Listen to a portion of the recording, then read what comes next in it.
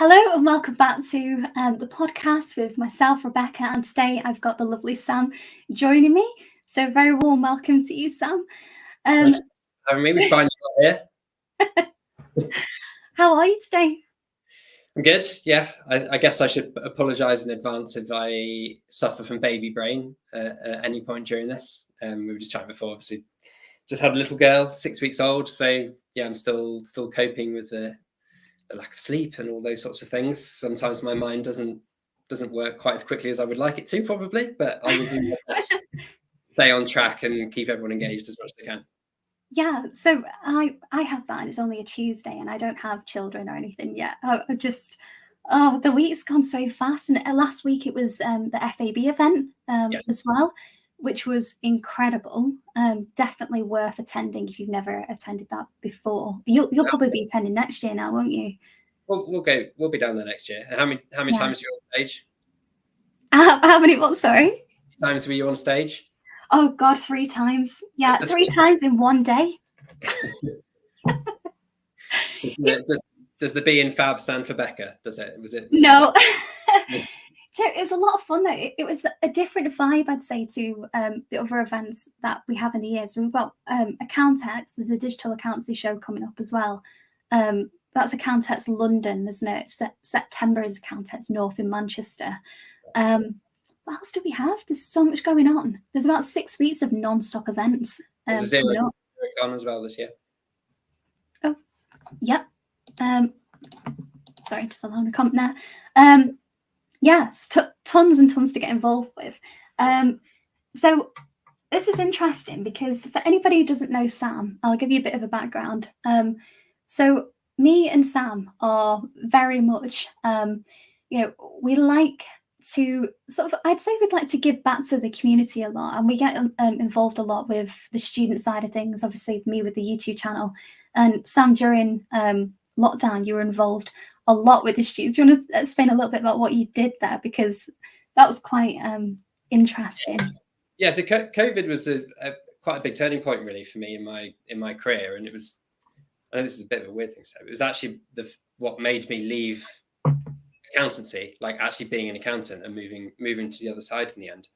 And we'll talk a bit about that later. But I was at the time working for RSM in Leeds, and I ended up being furloughed, and I set up a couple of community interest companies. So the first one was Furlontier, which matched furloughed workers with charities and good causes. So all of these people, all these millions of people in the UK were furloughed, weren't able to work with their current employers, and it felt to me just like a complete waste of skill and a waste of talent.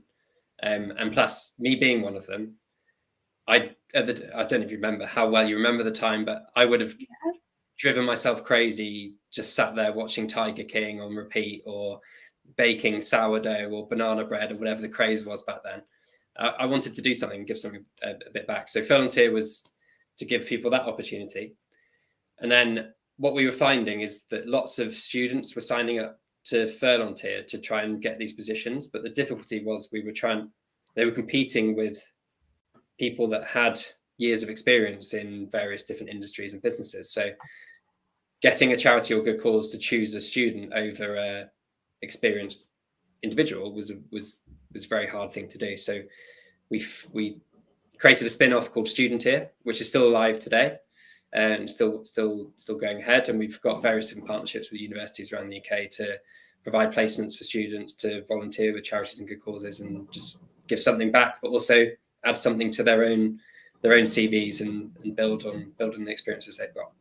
Yeah, and I love that. And me and Sam took a sort of the first time we met was in Liverpool, wasn't it? When we walked around the docks on that nice sunny day. And it was the first time that I heard about all of this, and it was quite interesting because mine and Sam's sort of perspective and say wanting to be involved in the community was so aligned. I was surprised that we hadn't actually met in person before we spoke about half the things that we did back then. But yeah, if anybody hasn't seen that before, definitely take a look, and I will add a comment at the end for you to go ahead and have a look at the link there. So what then?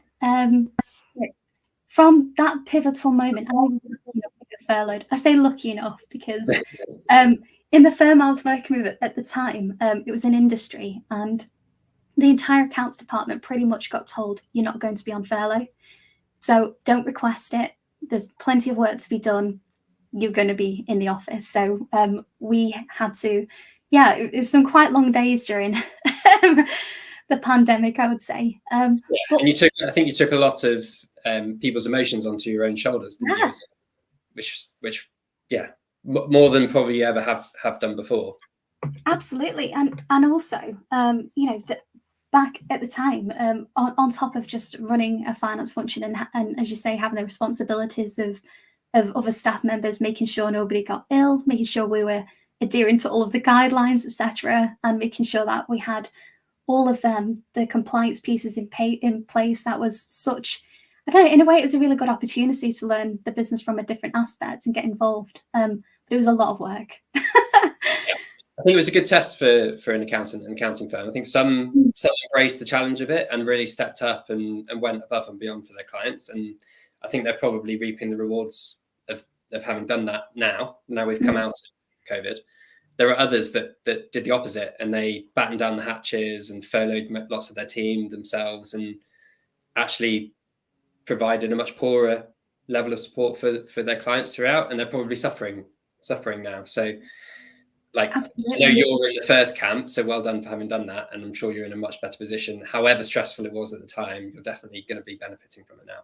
Yeah, but it was at that time, I don't know if you knew this, Sam, but at the time, that was when I was working in industry through a telecoms company. And it was at that time when I started to see that across the industry, where individuals were almost, splitting down the middle, that I thought, now's the time to open up my own practice, because there's so much more that we can do for clients.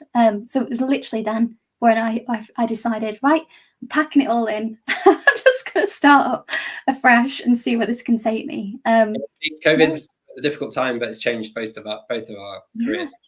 Yeah, so talking about careers then, so obviously I know quite a lot about your backstory already, but how did you get involved then with Swoop? What was the transition then from that point? Yeah, so what setting up Furlong-tier and student-tier did for me was make me fall in love with startups and scale-ups. And I'd gone from RSM, which, don't get me wrong, is an absolutely fantastic firm, amazing culture and firm to be a part of.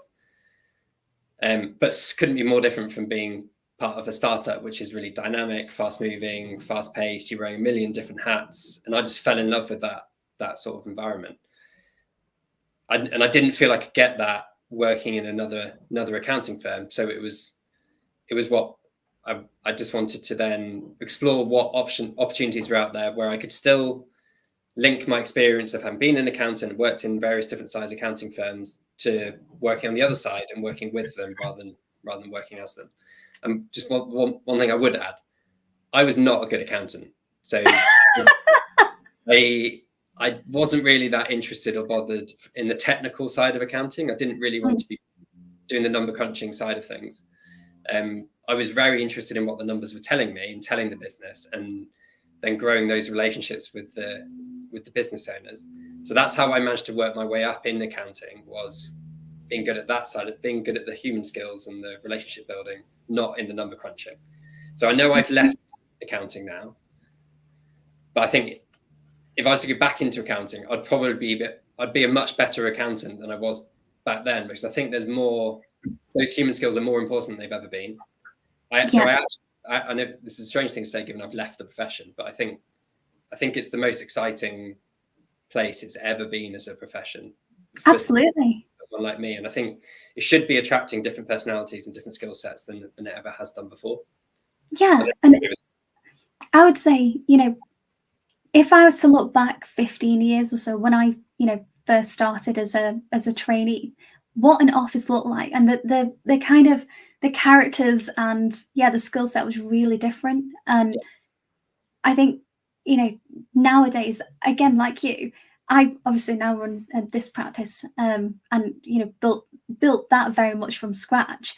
But I would say if I hadn't have done half the things I've done now, there's no way that I would have half the skill set of, you know, being a people person and understanding clients better, having that commercial acumen that I have now, if I'd have continued in a or even an industry, because I think you can almost end up down a rabbit hole of, you know, understanding a certain industry and, you know, obviously being very good at that, or being very technical, but it's the other side, the commercial knowledge and being able to translate the numbers to somebody who's not, you know, so you know, technically or financially minded, I guess, and being able to talk to stakeholders and influence all of that comes into it. And it, to me, yeah, it's really exciting actually seeing where the industry's going. Definitely. Yeah, I just feel more than ever there's something for everyone as a career in accounting, because even if you look at the introduction of AI and things like that in terms of how accountants are using AI, like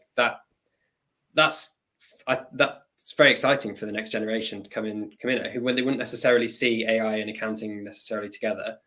So yeah, I just think there's more and more opportunities for different types of people to come into the profession than there ever has been before. Yeah, but also I'd say just to touch on, you know, collaboration now in the industry is massive, and it's not something that, you know, going back, I don't know if you found this was the case where you'd have the networking circles of the solicitors, the lawyers, the accountants, etc., but there was no scope for that next step of supporting the clients, you know, holding like the client's hand through different processes and having that collaboration with another firm to say, okay, so you need this, right? Let's get on this straight away. Let's walk you through the process. A to B. There was none of that. It was almost like a very separate, I don't know, a very segregated industry, I guess, if you could say that. Everyone saw everyone else's competition rather than opportunity to collaborate and bring the industry up together. It was always like, oh, they might steal my clients, or it's very defensive. Whereas I think not everyone, there's still some people that have that older school mindset. But I think on the whole, the industry is moving to being a lot more open to collaboration and open to new ideas, which is why those accounting conferences are brilliant, I think, because that's a great platform for people to get together and chat and discuss new ideas and hear from industry experts like yourself on stage 3 times. I wouldn't go that far. Do you know, I love those events because I'm a sponge for knowledge and I love listening to people's stories. I could listen to people all day and just hear, you know, what they've learned, what they're doing, what best practice they're putting into place.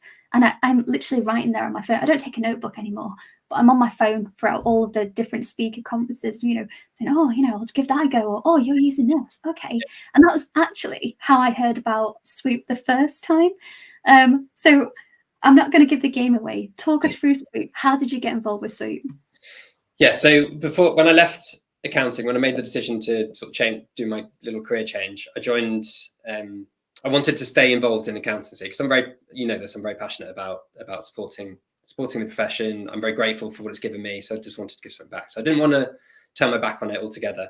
So I just did a bit of an exploration as to what sorts of tech or apps that were out there that might be recruiting. And I joined another fintech called Clarity as their sort of head of customer success. So I set up their customer success department. I was there for about 18 months, loved it. It was absolutely brilliant to have that opportunity to do that. It was a great stepping stone into the tech side of things and the tech world. And it really cemented my passion of working with accountants to help them to be successful rather than just selling tech to accountants. That doesn't really float my boat. I can do it, but I'd much rather be actually working with the accountant themselves to be ultimately successful in whatever it is that I'm trying to help them to be successful with. So I ran my course with Clarity and wanted to go on to sort of my next challenge, and Swoop appeared as an opportunity. So I joined Swoop as head of customer success. We set up with myself and Sam Horner set up Swoop for Advisors, which didn't exist as a channel with Swoop when we first joined. And that the idea being behind getting, so I should probably tell you what Swoop does first. So Swoop is basically a one-stop shop for SMEs to get all of the best available options across a number of different products, including grants, loans, equity investment, and then a whole savings suite. So energy switching, credit improvement, insurance, I could go on. So it's providing a whole of market approach to looking at supporting SMEs. And we do that holistically. So we look at finding all the best available options rather than this perception that we're just going to chuck debt on a business. Not everyone, debt isn't the right solution for everyone. So why should we not be looking at, well, there might be a grant available over here, or maybe we can look at some savings over here to support the business. I think it's just really important at the moment in the current economy to have that sort of wider lens and approach, and also putting my empathetic lens on. If I was a business owner in this current environment, there's lots of information out there, but it's very fragmented, not really in one place. And we wanted to pull all of that information together, give the businesses all the best available options that they can, and probably most importantly, give them someone to talk to. So yes, we're a funding platform, we're a tech platform, but for me, one of the most important things and one of our biggest USPs is we'll always provide a person for a business to speak to.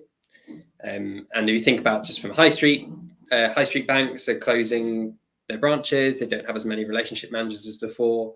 So even just from a borrowing perspective, clients are running around not being able to actually speak to someone, or they're going through a complete tech journey, potentially getting declined for what it is they're looking for, and not having another option or not knowing why they've been declined. And that can be really dangerous because they can go away thinking they're a bad business, which is not necessarily the case. It's just they don't match that particular fund. And also the time and energy and resources it takes to go through that process, and that can put some businesses off to think, well, we don't have that availability to even start the process off. And it's going back to how accountants and bookkeepers are different, or that I would say we've evolved in the last sort of 5 years. You wouldn't expect a bookkeeper or accountant to be able to even assist with this sort of thing, but we can now. We've got access to a brilliant platform where we can assist clients with, as you say, even a cost saving exercise of running through utility bills, or as opposed to searching online on Google through the local government for grants. It's all there, and that there's completely to talk to. We're really passionate about putting the accountant and the bookkeeper right at the center of that, because lots of accountants and bookkeepers undervalue themselves. Yes. I don't know if you'd agree with that, but completely. On the whole, they do. And I don't think they quite appreciate how important they are to that funding or savings conversation. I mean, we've got stats to back it up. I think a business is 4 times more likely to get funding successfully if the accountant's involved in the conversation.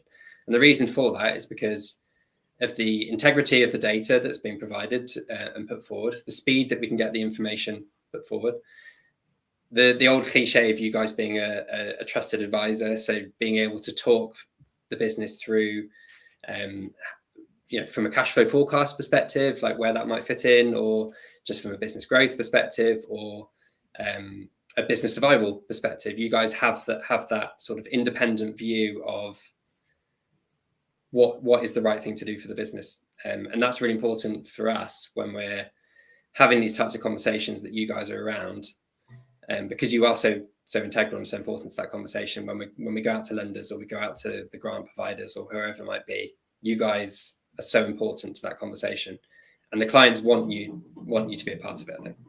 Yeah, and I would completely agree with all of that. And I'd say these days, definitely, again, compared to 10 years ago, I think things change every decade or so, but I think our industry has changed so dramatically for the better in many ways. That when I have a conversation with a client now, they want my opinion, they want me to be involved, they want me to see the end-to-end process. They're constantly, batting questions or ideas back and forth, and I'm able to say, we've got clients in this industry, they've tried this, give that a go.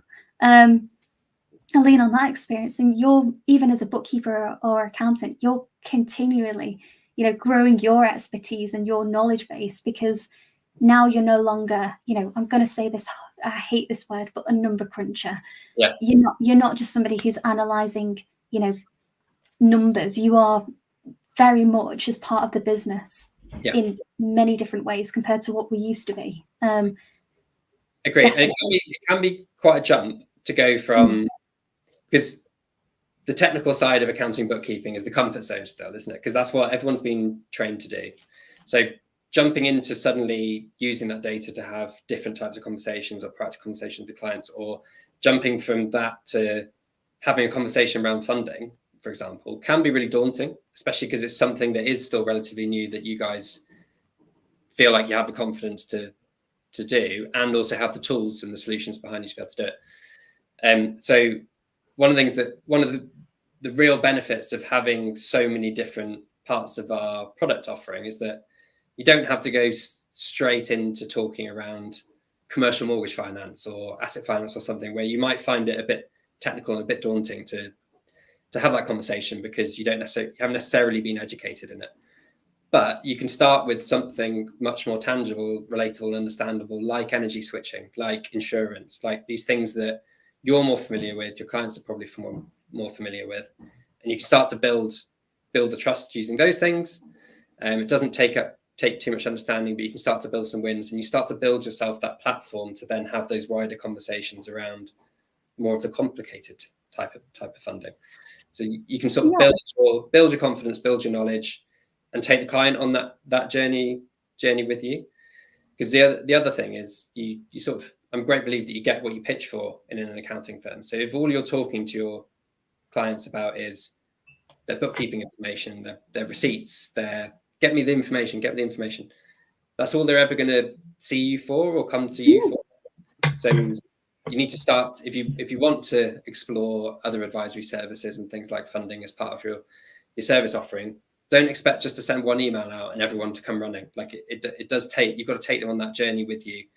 And then they'll start to see you as something a bit different that can support them in the business more widely. So just a couple of key takeaways from that is that you don't, as a bookkeeper and accountant, you don't need to be the expert in that field or have, 20 years worth of experience searching for, grants or being involved on the commercial side per se. You've got that support through the platform, and there's always someone at your end. This is the thing that I like. If I ever have a question, there's always someone there, and you're talking to a real person. You're not talking to an AI bot. Or if you're having difficulty finding something on a platform, again, you could book in time and run through that. And you're always there, almost again as an arm of our own business, I would say. I always wanted to grow a customer success led business or parts of this business. So yeah, that human, the tech's great, and the tech will be constantly developed and innovated and all that sort of stuff. But the human element's always going to be important to both you, but also to your clients. They're going to want to speak to a person. Yeah, and one thing that we do that's again a bit different. We always say, thanks to Will and his human firm approach, we're very much a human people first approach. Then we're a tech focused. I'd say our two biggest sort of KPIs. So what we're always trying to do is, even if that conversation around a particular type of funding or a future aspect of your business, we're not there yet, we've got the tools there for when you are. And when you're having those conversations, typical conversation about year end, post year end events, what's happened, or with management reporting, what's your, I think Rachel says, the North Star, what's your your go-to, why are you doing what you're doing, where do you want the business to be in so much time? And it's those conversations where you say, okay, actually, so you want to do this, but let's link that to this over here, and we can support you in that aspect through Swoop.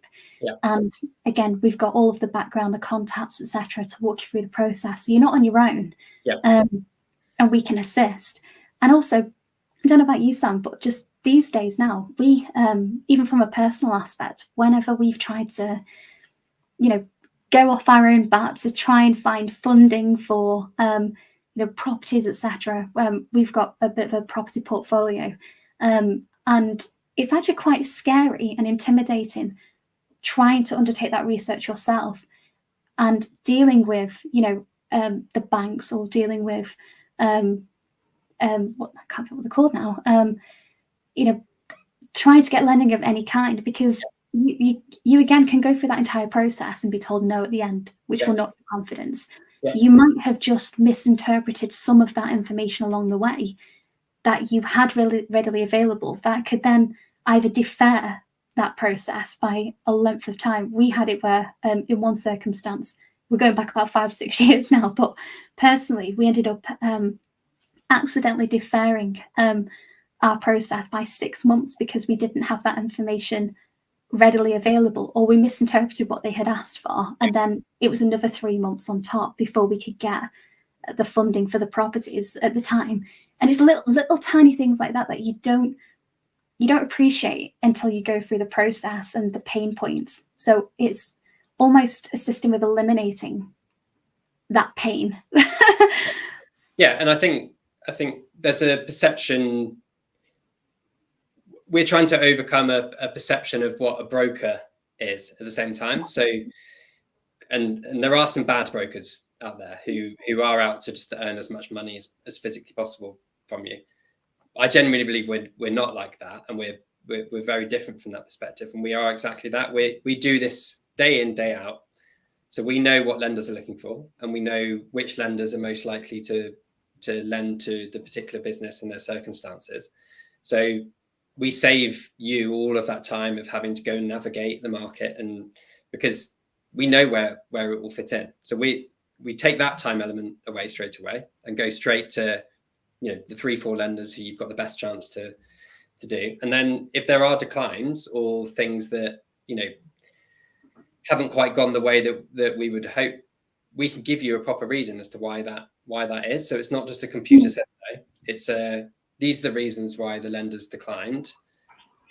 It's going to be a no for now, but if you work on these things over the next couple of months, then you're going to be in a much better position to go and get funding next time around.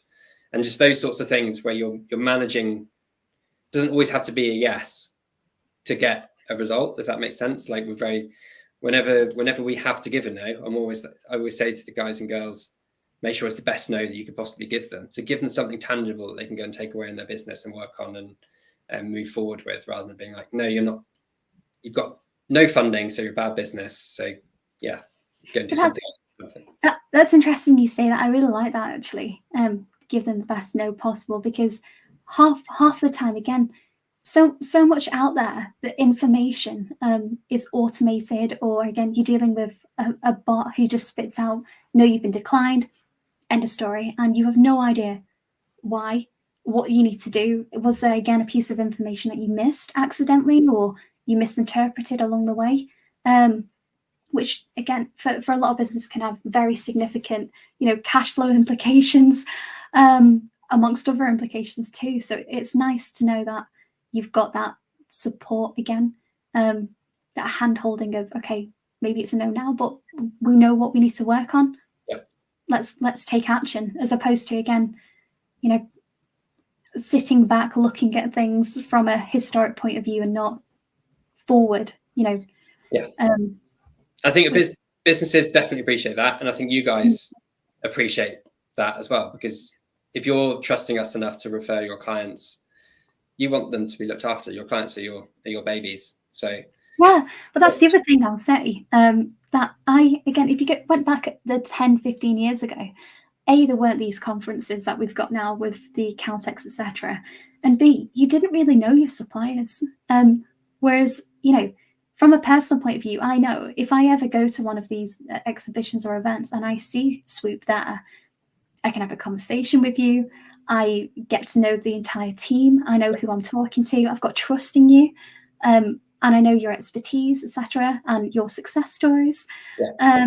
And it's that level of trust that we have with yourselves from a personal point of view, that I know many others in the industry will also echo. But that's what makes you different. I think that not only are you providing all of these tools and equipment, but you're happy to answer questions, you're friendly, supportive, trustworthy, and you want to make a difference as well. You're not just simply offering a service and saying, okay, it's out there, do as you please. It's what's the next steps, what else can we do to assist bookkeepers and accountants. I'm really glad you're saying that, because people wouldn't believe it if I said it. So I'm glad you picked it, because those are exactly the things that we've tried really hard to convey, and that is genuinely what we're most passionate about, is being able to provide all that value and support to you and to your clients. So I'm glad that's coming across. Yeah, absolutely. So then, just I know we're slightly running over on time, as I always do anyway, but it just ended up having such a nice conversation. So if anyone was trying to get in contact with you, Sam, how can they do that? And what sort of, where can they find you? Give us all of that. Yeah, so I suppose it depends who you are and what you want from me. But the easiest place to always find me is on LinkedIn. I'm on LinkedIn pretty regularly. You'll probably get sick of me after a while if you're not with me now and you want to be. That's probably the easiest way. Or you can send me an email, which is samtg@swoopfunding.com.